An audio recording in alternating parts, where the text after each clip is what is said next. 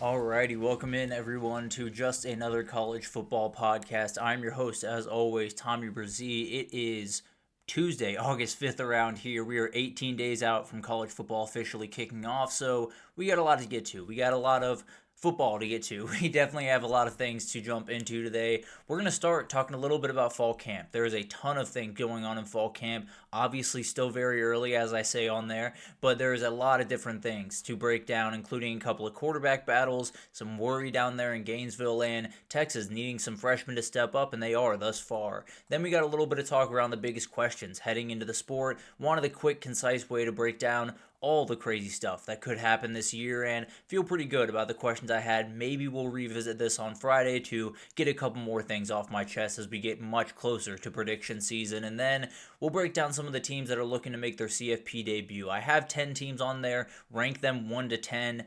Not really a ranking at the end of the day, just 10 teams that stand out to me in terms of possibly making their first CFP this upcoming season. And then we'll do a little bit of a wrap up at the end with the coaches poll coming out, a couple of different things that we'll mainly get to on Friday, but wanted to talk about those very briefly before we get out of here. But let's go ahead and jump in and let's talk a little bit about fall camp. And the biggest thing to remember as we get into fall camp, even as we get into the deeper parts of fall camp, is it's still very early. All of this stuff will take shape. All of this stuff will happen kind of throughout the season. You know, whether you want to talk about the Ohio State quarterback battle, which we'll get into here in a second, an injury to the Texas offensive line, we'll get into in a second as well, and a couple other things.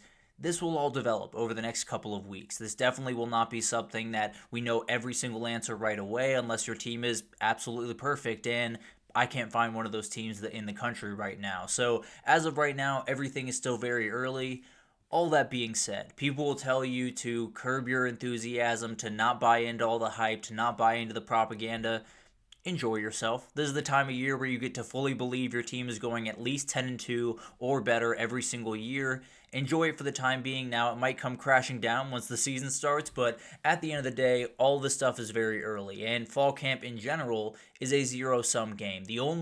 I've been thinking about this all day, and a couple of things that stand out to me, or a couple of things that would absolutely show me that this team is on a great path forward is if the Ohio State secondary started playing incredibly well, like lights out, because we know what's on the other side in Jeremiah Smith and Carnell Tate and Brendan Ennis, if they start playing well, you have to feel pretty good about that group. And then if the Texas offensive line starts playing lights out during practice against pass protection, you know that edge rushing group is going to be one of the best, probably the best in the entire country. You have to feel pretty confident in that offensive line. So there are a couple of examples where if you hear great things from them throughout camp, you can probably expect great things on Saturdays, but it's always kind of a zero-sum game. You never really know until that ball is kicked off on August 24th, August 23rd, August 30th, whenever your team gets going. That's when you'll really know all this stuff, but plenty of stuff to talk about. Let's go ahead and jump into the Ohio State quarterback battle. There are about two names, maybe a third if you really want to get creative and throw Tavian St. Clair in there, but at the end of the day, this is Julian Sayin versus Lincoln Kienholz up there in Columbus for that quarterback one spot. I still think Julian Sayin's going to win out, and there was the video of him being the first to show up to the hotel for fall camp. That's obviously a big win, at least among the media team. Obviously will not impact whether he's a starter or not, but does show he's kind of taken a little bit of ownership over that role and understands that if he's going to be the starter of this football team, he needs to also be the leader of this football team. Much like Will Howard was a year ago, he's going to have to step up into that role, and I think he's going to win out. I think the talent level is just undeniable. I think Lincoln Kienholz is a great option in the backup. If I'm being totally honest, he understands this offense very efficiently. Absolutely a guy that can get from read 1 to read 3 relatively quickly and get the ball out of his hands. So I don't think it's a disaster scenario if Lincoln Kienholz is out there, and we'll see how much Julian Sayin can actually separate during this time, because the reality is there is a world where they're playing Texas and they've only scored 3 points at halftime and Lincoln Kienholz comes in the game. So that'll be the bigger question to me. I think it's going to be Julian Sayin trotting out for the first time. What happens if things start to struggle early on in that Texas game? How quick is the leash? I guess when you talk about this Ohio State quarterback battle is probably the more interesting thing to me. I don't think we'll get an answer on who exactly is starting, at least from Ryan Day, until they kick off. I don't think we'll get that until they run out there with the first team, but I do expect it to be Julian Sayin, and we'll probably hear some things from the media over the next week or so that will give us a better idea of what this quarterback battle is going to be. The question to me, the bigger question is not who's going to win out for week one. It's can that person stick it out throughout the entire season, whether that's Julian Sayin or Lincoln Kienholz in the first series. Then we got to talk about the team they're playing in the first week of the season, and that's Texas. They've had a ton of freshmen show out, and we'll talk about one that very much needs to show out with a new injury that just came on board for Texas in the fall camp. But Grayson Littleton is the guy you're going to want to see talk about a lot throughout early parts of camp. First team reps at that kind of nickel star position that a lot of different teams, especially Texas, are playing with right now. Sounds like he is getting a lot of first team reps now. Don't know if he's going to be the starter there. They're rotating in a lot of different guys, including a possible Michael Taft moving down into that area, and then having Derek Williams as well as Jelani McDonald in the back end as those safeties. So there's a lot of different things they're playing around with, but Grayson Littleton will be a factor in this back end throughout the season, no doubt about that. Cade Phillips is another one that is turning heads in that kind of secondary room. Then you have Michael Terry and Dalen McCutcheon being huge players for that wide receiver room early on. I think Dalen McCutcheon's going to get on the field very consistently and kind of that slot role for Texas going into the season. And then Justice Terry, Josiah Sharma, as well as Lance Jackson are all making waves on the defensive line. I think those guys will be factors. Justice Terry kind of being played around with. Does he want to play outside, inside? Can do just about everything. Josiah Sharma showed up at 356 pounds, so he is plenty big, can play kind of that zero technique, nose tackle type position. Very, very talented kid. And then Lance Jackson kind of running with the twos and the threes right now, but a very, very talented guy off the edge that just adds to a room that's outright ridiculous right about now. So we'll see how much those guys really factor in. The biggest question for Texas right now is Andre Kojo, one of the guys competing for that right tackle spot right next to Brandon Baker, has gone down for the season. Sounds like he tore his ACL a couple of days ago. He will not play this entire season. So it's Brandon Baker's job at the right tackle position. Trevor Gooseby is going to be holding down the left tackle for them, but they're going to need Brandon Baker to be ready because they do not have a lot of depth at the tackle position. They have talented kids, there's no doubt about that, and the guy that needs to step up the most is going to be Nick Brooks, this talented freshman that comes out of Grayson, Georgia, really, really talented kid. He's going to have to be ready to roll because one play and you are in there starting as a freshman against Ohio State. So they got to be prepared at that position. Obviously, a huge blow to that team. It's going to be really interesting to watch that develop. Biggest thing here is Brandon Baker has to stay healthy. Trevor Gooseby has to stay healthy because if one of those guys goes down, then you have a very different conversation around this Texas offensive line in the hurry. DJ Lagway has shown back up at practice, but they don't feel overly confident as of right now, at least what's coming out from the reporters around Florida. We'll obviously get a better idea on this throughout this week and then going into next week, but he's throwing the football again at the very least. There are some reports that he has a little bit of a calf strain. If you've watched the NBA over the last couple of years, you understand that is a precursor to a much worse injury with a torn Achilles. Now, obviously hoping that will not happen for DJ Lagway. Don't know what the plan is for him going into the season. Will he just not play really the rest of the fall camp and then they throw him in there at LIU? Do they not play him against LIU to give him even more time off, knowing that Harrison Bailey can likely get the job done in that game and then bring him for USF? There's a lot of different questions here, but the reality is Lagway's health continues to be a question for this Florida team. If he's not on the football field, I think we all know what's about to happen. I think the bottom's going to fall out pretty quickly for this offense and then for this team, and then Billy Napier is going to follow pretty quickly. So there's going to be a lot riding on number two's shoulders as they head into this season, and a calf strain is the last thing you want to hear if you're a Florida fan. Obviously, still a lot to happen there, still a couple of weeks before they have to get really underway, but as we talked about last time when we were talking about DJ Lagway's injury, this kid needs to practice. There's no doubt about that. And if he's not on the field, it's going to be a lot harder to get this guy up to speed the way you want him to and reach the potential that this team absolutely can reach in 2025. But this is a troubling development. There's no doubt about that. We'll see how they kind of play this out. I like to think he will be on the field in week 1 against LIU, but at the end of the day, this is a very, very dangerous injury and could turn into something that really torpedoes Florida season in a hurry. Going over to Tennessee, Joey Aguilar seems to be coming along in that offense. They went a little bit viral with a supposed blurring out of the quarterback on an interception a couple of days ago. Didn't end up being the quarterback. Don't know why that guy was blurred out. But at the end of the day, there were a lot of different things coming out of Tennessee camp. It looks like Joey Aguilar is doing enough to win that job. It looks like he is the guy that's kind of leading the way right now among those quarterbacks. Another situation where I don't think the leash is going to be very long. I just think in general, with a guy coming in that late, learning the offense still, and playing a style of football that is a little bit turnover prone at time, or at least has been in his past, if they go against Syracuse and the thing doesn't get off to the best start, does Jake Merklinger come into the game? Does George McIntyre come into the game and play a little bit more than some Tennessee fans think that he will right now? I think it'll be Joey Aguilar. I think he will play good enough football to keep this job. I can't promise it'll be beautiful football all the way throughout the year, but seems to be coming along nicely throughout camp. They seem to be happy with the investment they put in there. Tennessee does need wide receivers, though. They absolutely need guys around that can make some big-time plays. Mike Matthews just has to be the option here. He has to be the guy that breaks through, a former five-star that was as good as it gets in his class when he came out, and he's got to be ready to roll. There's no doubt about that. If they don't have Mike Matthews going, I don't know if they had a wide receiver that's a true difference maker. They lost Squirrel White. They lost Dante Thornton. They lost some really talented guys this past year.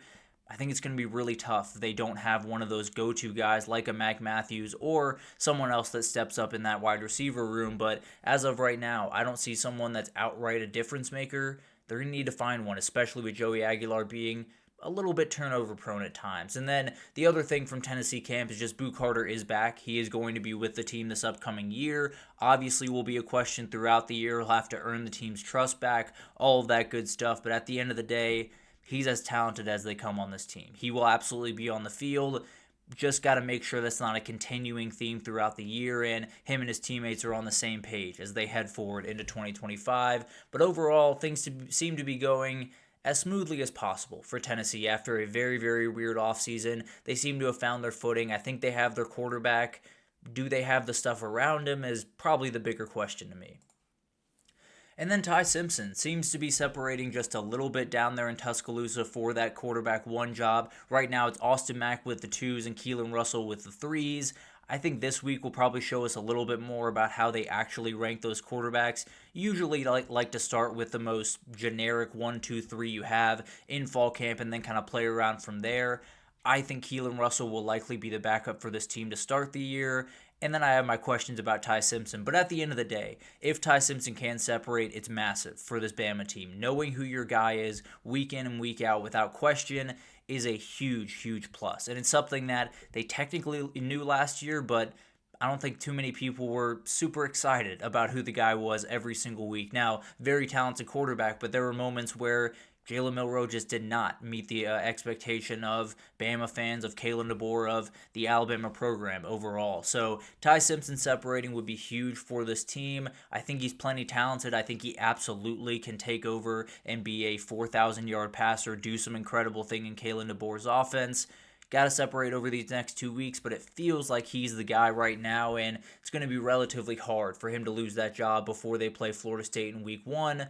What happens from there is probably the bigger question for Alabama fans around the country. So we'll see what happens, but Ty Simpson looks sharp right now. The wide receiver room we know is incredible. The defense is downright terrifying, so everything's shaping up pretty well for Alabama, at least thus far throughout fall camp. But it's still very early with all of this stuff. Fall camp is just really getting underway. Teams have had probably 3 or 4 practices, and then we'll really get into full swing this upcoming week where everyone's there all hours of the day. They will be ready as can be, and we'll see what happens over the next couple of weeks. Obviously, a lot of quarterback battles that need to be decided, a couple of things that could go awry for some teams where they have some injuries like Texas just had on their offensive line. It'll be interesting to watch that develop over the next little bit, and we'll be back on Friday to talk about some of that different stuff. But let's go ahead and take our first break. When we come back, we got to talk about some questions for the 2025 season. I had quite a few things I wanted to get off my chest, so figured I'd get them into one segment with a ton of different questions to talk about right after this, so stick with us.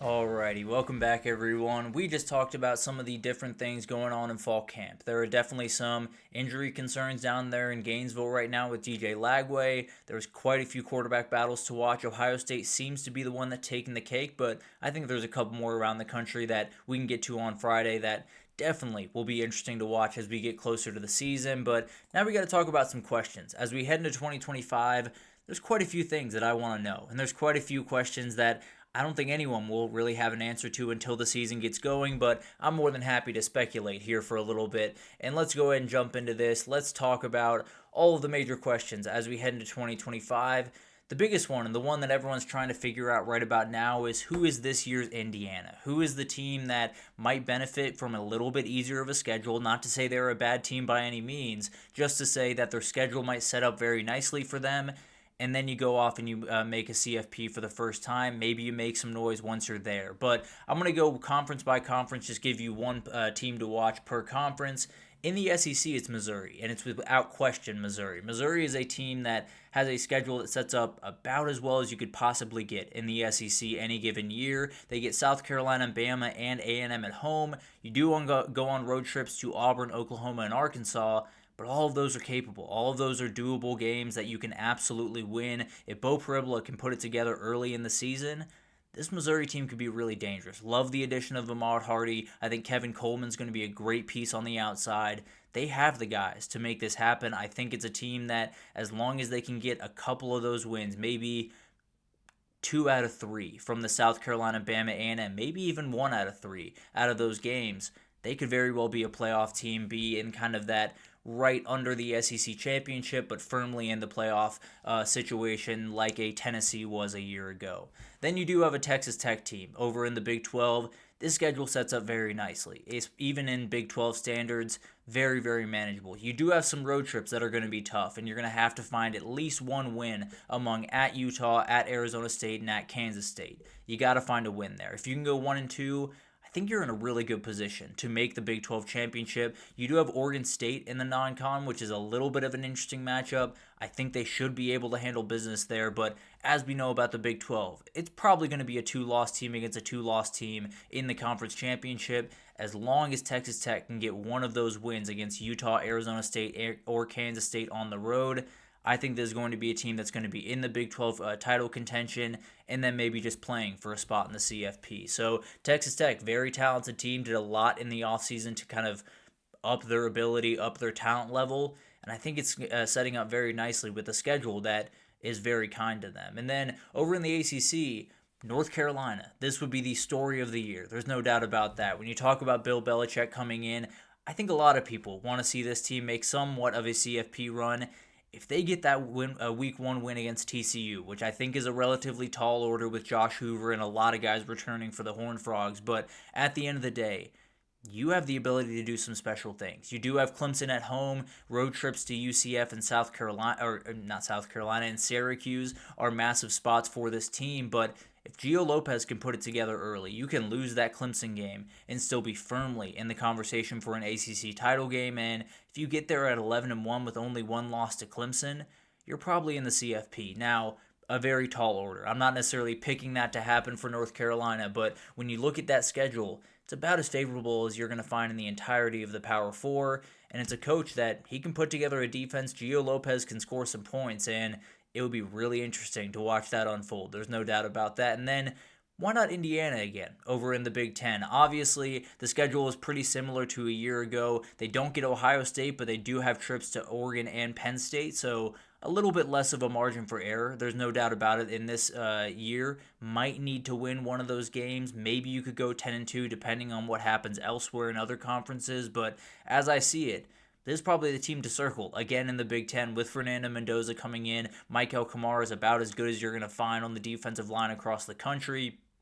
They have the dudes. They absolutely can make this happen, and there's some other teams there, whether you want to talk about Washington. Illinois' schedule sets up pretty nicely. Penn State's is actually relatively doable, but Penn State doesn't fit into this category, obviously. But at the end of the day, I think Indiana could be this year's Indiana. So we'll see what happens there. Obviously, Kurt Cignetti has those boys rolling, and we'll see what happens for Indiana this upcoming season. But there's going to be one of these teams. There's going to be an Indiana that finds their way in because maybe a favorable schedule while them just handling business the way that they're supposed to. So going to be interesting to watch that develop. Those are the 4 teams that I'm circling. But as we move forward here, who's falling in the SEC? Who is the team that is going to fall on their face? Because there's going to be one. Well, there's going to be probably about 3 of them that actually fall on their face this upcoming year because you look at the SEC, whether it's Texas or Georgia or Bama or LSU, those 4 teams seem to lead the way. They all think they can win a national title this year. South Carolina, Tennessee, A&M,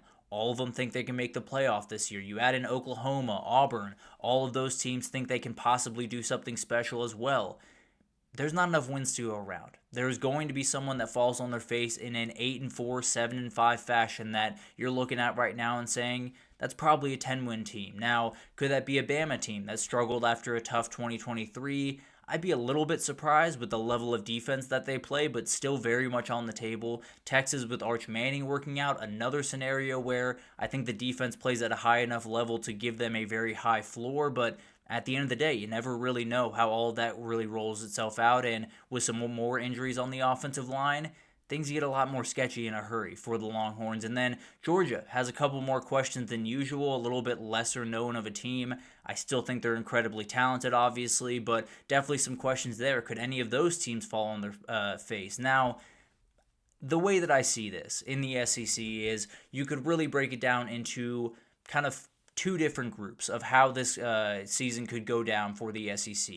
Those top 4 teams, Georgia, Alabama, LSU, and Texas, those are the teams that, in my opinion, and really everyone's opinion, have kind of separated from the pack, at least in the preseason as we head into the year.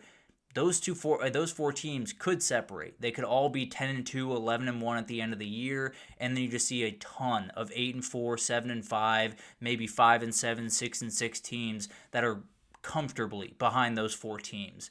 You could also see a Tennessee get a win over Georgia, and then South Carolina gets a win over Alabama but doesn't have a great season. A&M beats Texas at the end of the year after losing 4 games earlier in the year. You have a Texas team that loses to Ohio State to start the year and then has to walk a tightrope the rest of the way in the SEC and loses a couple of games here and there. The way that I look at this thing is you're going to have a lot of 10-2. You're going to have a lot of 9-3 in this conference, the same way you had a year ago, and it made things really complicated, especially when not everyone's playing everyone else. You don't really know who's better than another team. You don't really know from last year. I feel confident that Texas was better than Ole Miss, but never got to see them on the field. Ole Miss beat a Georgia team that beat Texas on the road, so it's a very, very complicated conference. I don't think it's going to get any easier to get an idea of what this conference is, but the reality is one of these teams, one of these top 6-7 teams is going to go 7-5. They're going to have a season that is remarkably forgettable. I think Tennessee and South Carolina might be the 2 teams that if you put a gun to my head, I had to pick one, those would probably be the 2 teams that I would circle the most aggressively, but the reality is there is going to be a team that is maybe not even a bad team by any means, but a 7-5 record could turn into 10-2 really quickly, and vice versa in the SEC this upcoming season. So whether it's LSU that falls on their face, or Texas, or Alabama, or Georgia, or just everyone right below them, it's going to be a weird conference, and someone in that conference is going to walk away very upset. And I think there's going to be quite a few fired coaches at the end of the year in this conference, especially in this conference when you look at some of the names that are on quite the hot seat heading into this year. But this is going to happen at some point throughout the year. Who it's going to be is your guess is as good as mine as of right now. We'll get to my predictions next week. I don't feel great about this conference as a whole, but at the end of the day, I do think there's got to be one that falls on their face, and we'll figure out who that is in about 26 days or so here. How will week 1 impact the CFP conversation is a really interesting one to me. It's something that Josh Pate was talking about on his show, has talked about quite a bit, and it's going to be a huge talking point. All the way into week 15, week 14, when they fully decide the field, you have a Texas-Ohio State matchup that will define the SEC Big Ten debate this year. There's no doubt about that. Clemson, LSU will do the same exact thing with the ACC and SEC. And then you have a couple more. You have Bama at Florida State. You have Syracuse, Tennessee. You have South Carolina, Virginia Tech. all of those, if the SEC totally sweeps those 4-0, you can bet that the ACC is only going to get one team in that thing. And a 9-3 SEC team could outweigh the loser of the ACC championship the way that it didn't a year ago. And then for Texas, Ohio State, I think both those teams can absolutely rebound from this loss one way or the other. I don't think it's going to be a burying loss by any means, but I think if you get to the end of the year and let's say it's Penn State against Ohio State in the title, it's LSU against Texas in the title for the SEC, you're in a position where, let's say Penn State and LSU win, it might come down to who won that week one game depending on who's going to be the 1 or the 2 in that scenario. So let's say Texas wins week 1 but then loses to LSU. LSU will probably outweigh a Penn State team that beat Ohio State. So it's all kind of mental gymnastics. It's all a little bit ridiculous, but it will factor in. There's no doubt about that, especially if, Texas goes into Columbus and wins by 10 or wins by 14. Then you're in a position where the SEC is going to get a little bit of a lean throughout the rest of the season over the Big Ten, and then I think vice versa if Ohio State wins by 14 and Texas goes down. So that's going to be a really interesting conversation. Week 1 is littered with huge games, and they're littered with cross-conference games that will define the CFP conversation. How much they should define them is a big-time talking point, and we can get into that as the season rolls on, but this week 1 is going to be hugely impactful all the way into week 15 when they're putting together the bracket. Then you got to talk about who's on the hottest seat, and it's always a tough reality to talk about in this sport. You'll find the SEC has quite a few names that didn't get fired last year that very well could have, that now go into this year that just need to win. And I think Billy Napier leads off that list.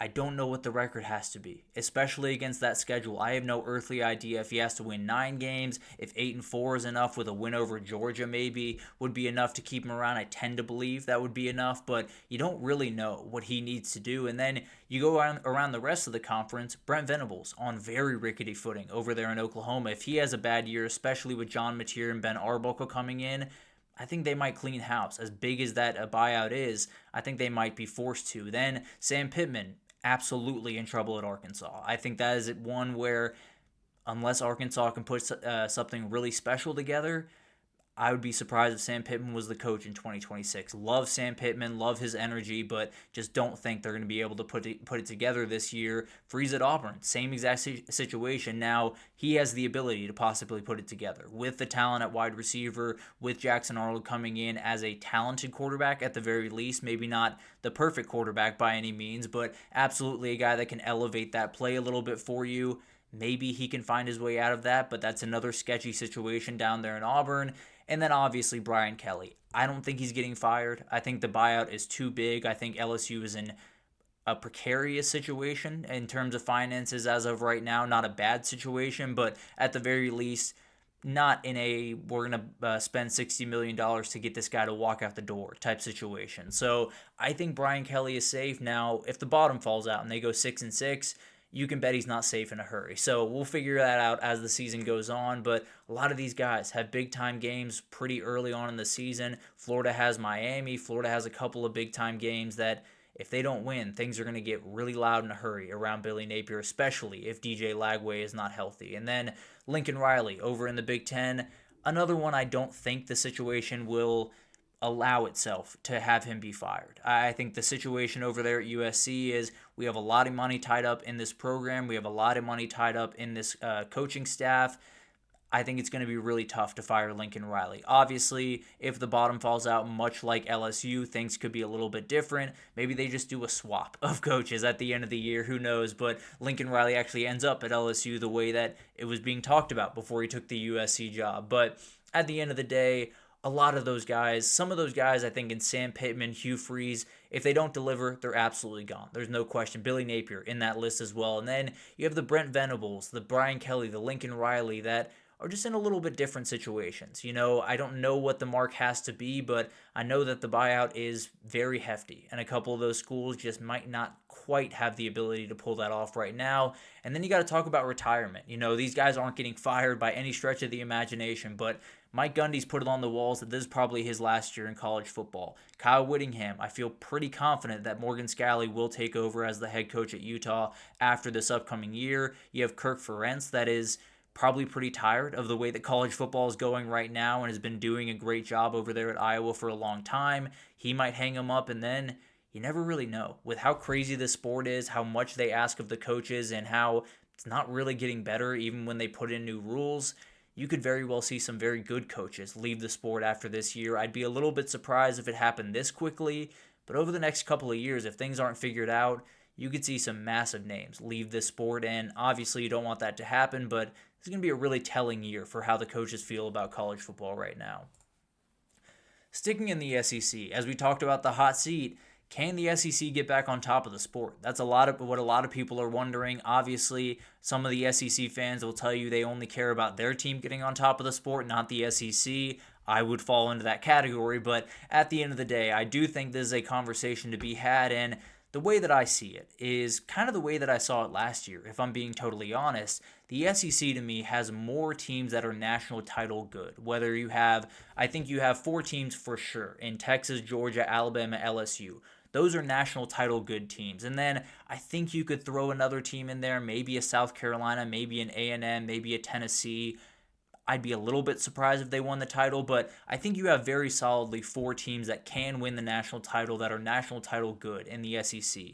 In the Big Ten, I think you have 3. I think you have Oregon, Penn State, and Ohio State.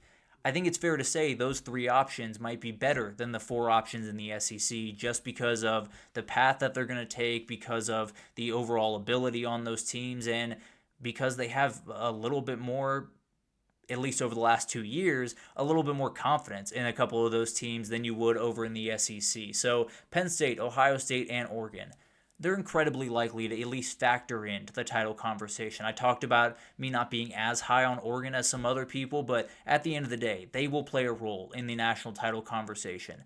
I think any number of those teams in the SEC could just not play a role in the national title conversation. Now, I think those top 4 are very likely to, but LSU could fall off the face of the earth. Alabama could fall off the face of the earth. Texas could have more injuries and things just kind of tumble for them. So there's an ability for some of those teams to totally fall out. I don't think Georgia's going to be one of those teams. I think they will factor in one way or the other. But at the end of the day, I haven't decided who I think is going to win the national title. I don't feel confident when I will decide it. I think next week is when I'm going to do all my predictions. Just go Monday through Friday, break down a new conference every day, break down the playoff on Friday, do all of that good stuff this upcoming week. But the fun part about it is Clemson could just ruin the party for both these conferences, for both the Big Ten and the SEC, get a big-time national title win. I know Dabo was talking about going 16-0 a couple of days ago.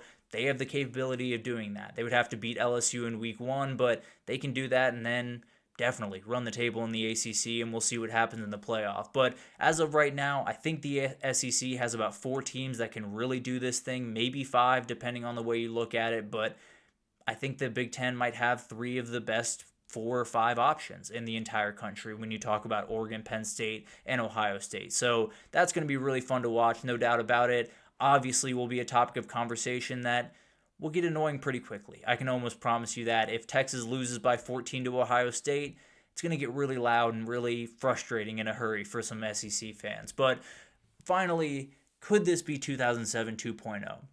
This is the question that I feel like we're going to be asking every single year for the rest of time, especially in this expanded playoff, because so many crazy things have the capability of happening in this 12-team playoff or 16-team or 64-team, whatever they come up with next. At the end of the day, what will we need to happen? We need a big-time upset, like an App State over a Michigan or an NIU over a Notre Dame last year. We also need a Group of 5 team to take over the world like USF did back in 2007. Maybe a Tulane gets 2 wins over maybe Duke and who do they start their season with? Northwestern and Duke, and then they're sitting at 11-1 at the end of the year as a top 10 team pretty firmly. You have a couple other ones, and then I think you got to have at least 10 college football playoff spots that are totally unspoken for going into the final week of the season. It's a relatively tall task. I think last year you probably felt pretty confident that no matter what happened, Texas, Oregon, Ohio State, and Penn State were going to be in the field. Even if Penn State lost that game, I think they were playing Minnesota at the end of the year, they were going to be in the field at some point, in some way. Ohio State did lose the last game of the season, they were in the field. Oregon did not matter, they were undefeated, they were going to be in the field even if they lost to Washington. Texas, same thing with Texas A&M. They wouldn't have been in the SEC championship, but feel pretty confident they would have been one of the at-large bids. So it's definitely going to be a tall task to only have two teams that have totally locked up their spot in the CFP. But when you look around this sport right now, I can't find the separation. Now, once you get around number 8 or number 9 in the country, I feel like there's a little bit of a gap there, but that's quite a big group at the very top of this sport that could win the national title or could fall off the face of the earth. So it's going to be awesome to watch this season unfold. I don't think 2007 is replicable, if I'm being totally honest, especially with the aggressive lean to teams that have the resources, that have the money. That's always been the case in the sport. It might be more the case now, and I think it's going to be a little bit harder for some of these teams to break through the way USF did in 2007, or even the way an Oklahoma State did in 2007. So we're in a position where it's going to be really hard to make that happen. I also think there's just too many teams that can separate. There's no teams that have, in my mind, but between Penn State, Ohio State, Texas, Georgia, Alabama, LSU, Oregon, a couple of those teams are going to separate as the quote-unquote best teams in the country. How much they separate by will be something to watch, but a couple of those teams are at the very least going to be the teams that everyone's circling at the end of the year as the national title favorites, whether that's Texas and Oregon or Texas and Penn State or Texas and Ohio State or not Texas at all. There's a lot of different things there, but I don't think we're going to get a 2007 2.0. I think we're going to get an awesome season, and I think that's going to be the case for just about every expanded playoff season because there's a lot to play for pretty much deep into the season. Obviously, there are some downgrades to that, but there are definitely some great things to play for and some intense games down the stretch, including maybe a Georgia Tech-Georgia game that means the world for both those teams as they try to get into the playoff. And that's actually what we'll talk about next. We'll talk about teams that could make their CFP debut, like a Georgia Tech in 2025, and I have kind of a ranking here. They're not really ranked. It's really just 10 teams that stand out to me as teams that could make it happen. But I have 10 teams right after this, so stick with us.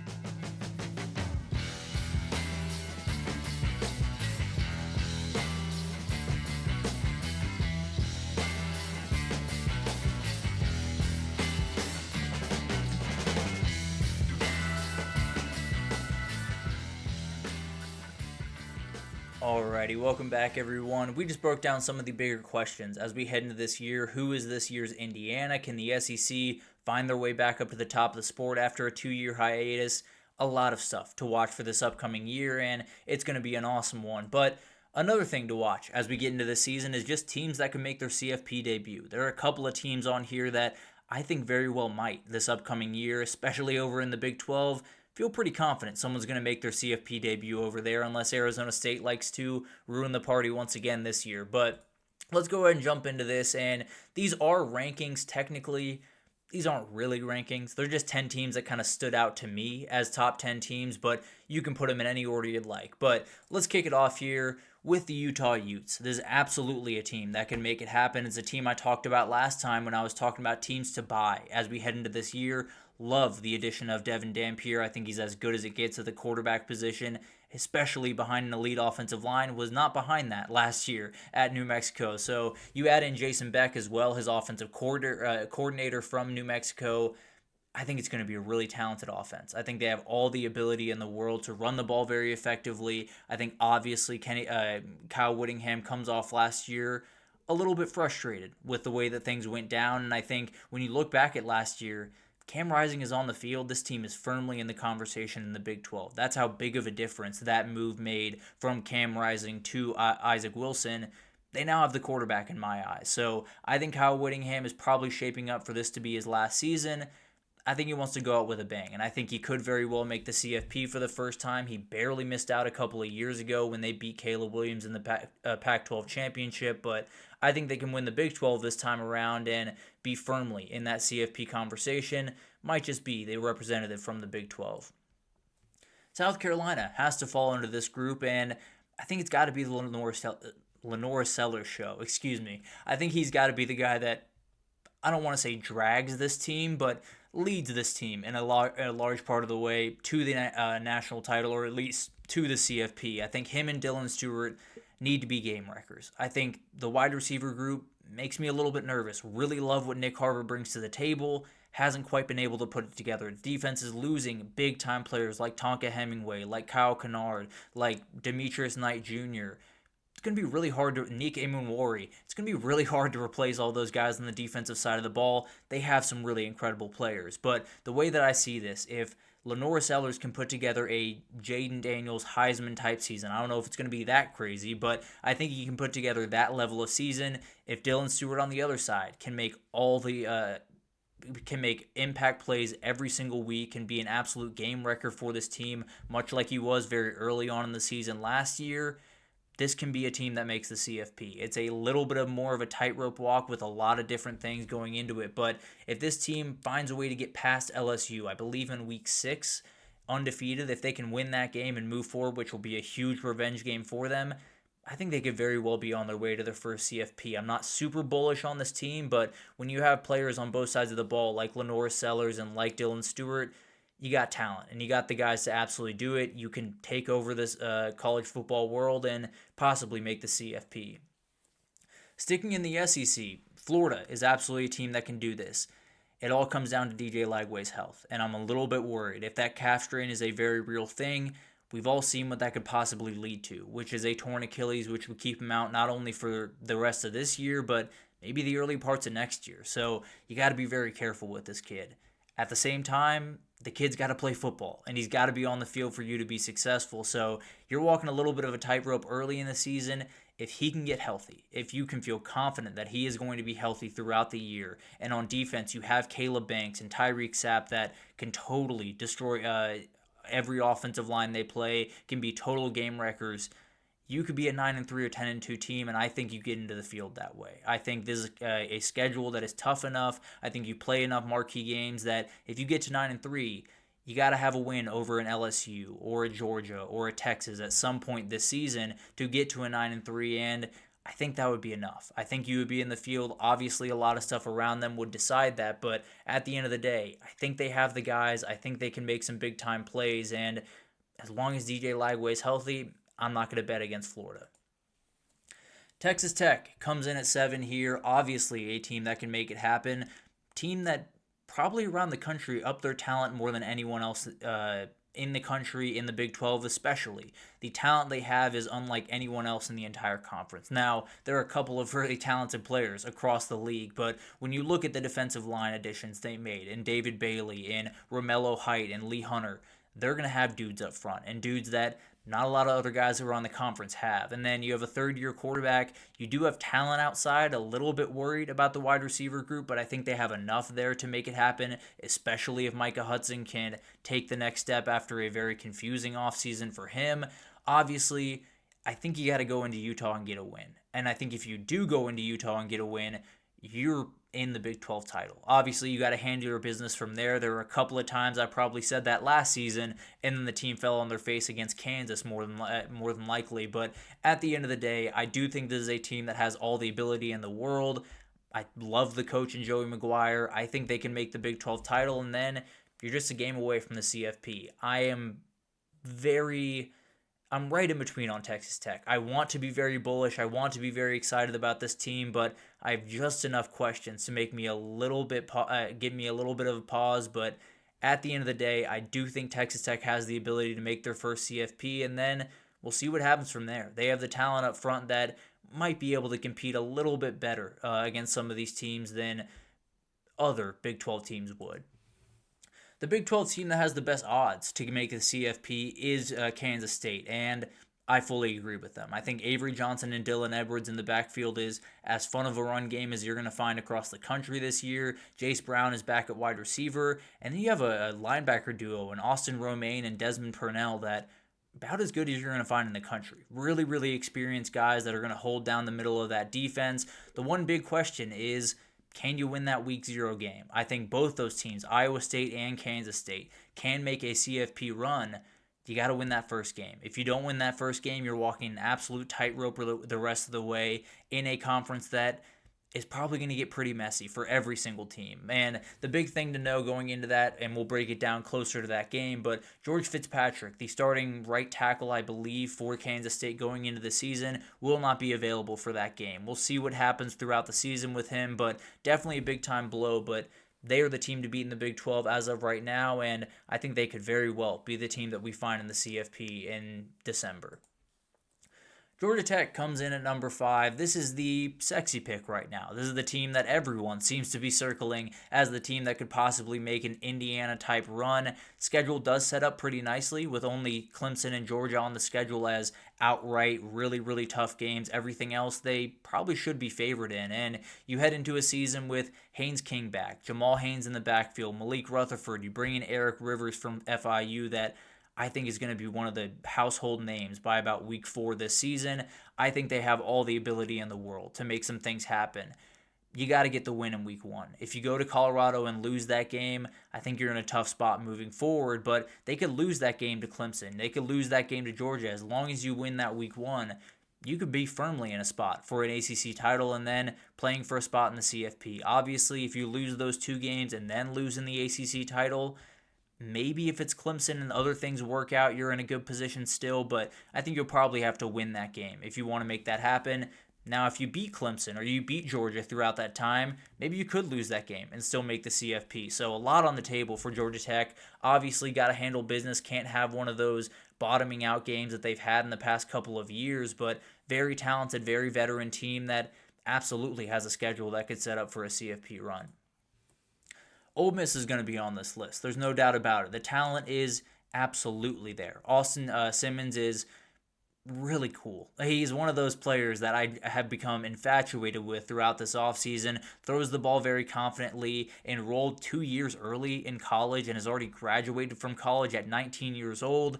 He's a very interesting individual and a very good head on his shoulders. The talent they have at wide receiver, Caden Lee, Deshaun Stribling coming in from Oklahoma State, Harrison Wallace coming in from Penn State. I love Caleb Odom coming in from Alabama over the season. So they have the ability to put together a really good offense. Obviously, Lane Kiffin makes that a whole lot easier. There's no doubt about that. But then the defensive side of the ball makes me a little bit more worried. I think Sunshine Perkins is a beast. I think he could be a total breakout star this upcoming year. I worry about a rebuilt back end. For the second year in a row, you're totally rebuilding a secondary that just needs to get a whole lot better. So we'll see what happens there. Obviously, a lot of different things happening. I don't think they have a Trey Amos on this team, but I could very well be wrong. There's a lot of talent on that roster, and they're absolutely a team that, if they can put it together this year, especially Austin Simmons, they could be firmly in the CFP this upcoming year. Miami, obviously, is going to be on this list. They replace Cam Ward with Carson Beck, and hoping things continue upward. Obviously, they got to find difference makers in the wide receiver room. I love a lot of the players that they have. I think Keelan Marion is going to be a great player coming over from BYU. JoJo Trader, incredibly talented. I think could be a first-round wide receiver in a couple of years, but has quite a ways to go. They have an offensive line that's going to be as good as you find in the country. The running back room with Jordan Lyle and Mark Fletcher, I think, is plenty talented.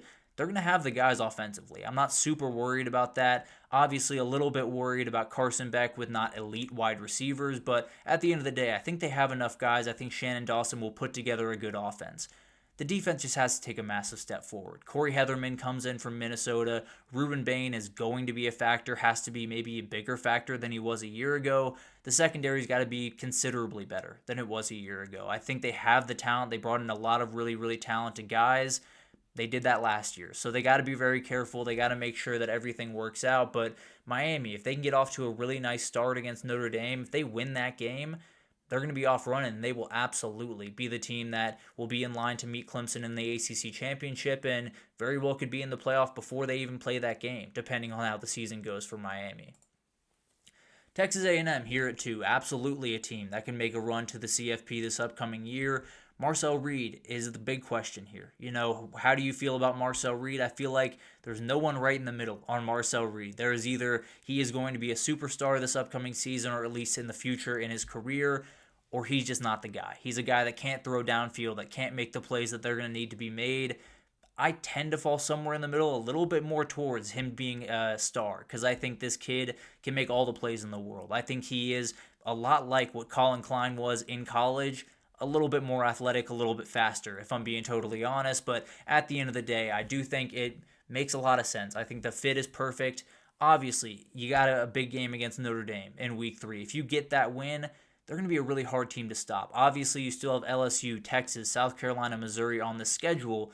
You go 2-2 in those games, you're probably in the CFP, especially with the Notre Dame win. So you're in a position where A&M's going to have to put it together. There's no doubt about that. But when I look at the offense, I think they could be as explosive as you're going to find in the country. I love a lot of the pieces they have on defense, and Mike Elko's calling plays on defense. So I'm not super worried about that unit.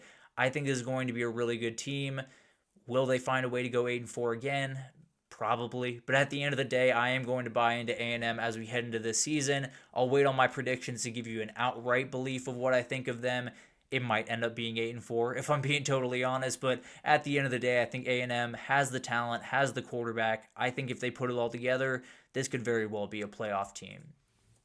And then I had to give some love to the G5 in this segment. Tulane is going to be on this list as well, whether it's Caden Simonza from Ball State or it's Jake Retzlaff who just came over.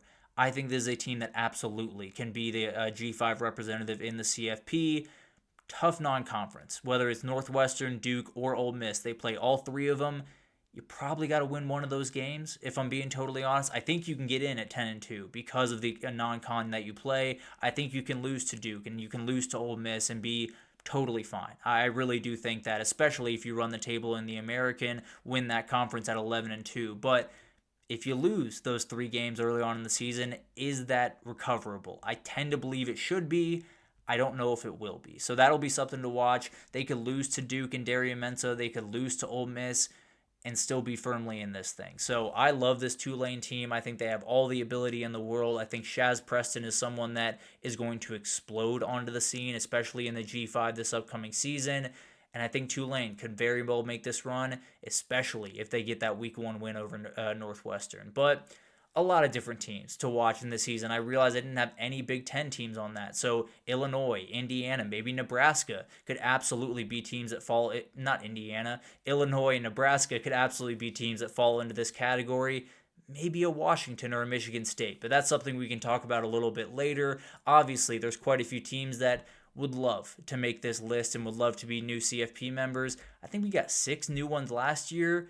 I would be surprised if we got 6 new ones this year, but maybe 5 or 4 new teams in the CFP is not surprising at all to me, and I think a lot of them could come from that list. But that'll do it for this edition of Just Another College Football Podcast. We'll get into the coaches poll on Friday. We'll talk a little bit more about fall camp. We'll get into maybe another top 10 list, and then next week, it's all predictions. We're going to go, I think, SEC, ACC, Big 12, Big 10, and then playoff all the way throughout the week. We're going to break it all down, give you players to watch in every conference, maybe for every team. We'll give you my offensive player of the year, defensive player of the year, my champion, all of that good stuff. And then on Friday, we'll get into the playoff, and all of it is going to be very hard to do. I'll say that right about now. I won't feel confident in just about any of the picks that I will make next week, but that's the good thing about college football. You never feel fully confident in what you're doing at any given moment, especially in talking season. But that'll do it for Just Another College Football Podcast this time around. We will be back Friday, and we'll break down all the other stuff that we missed throughout the week.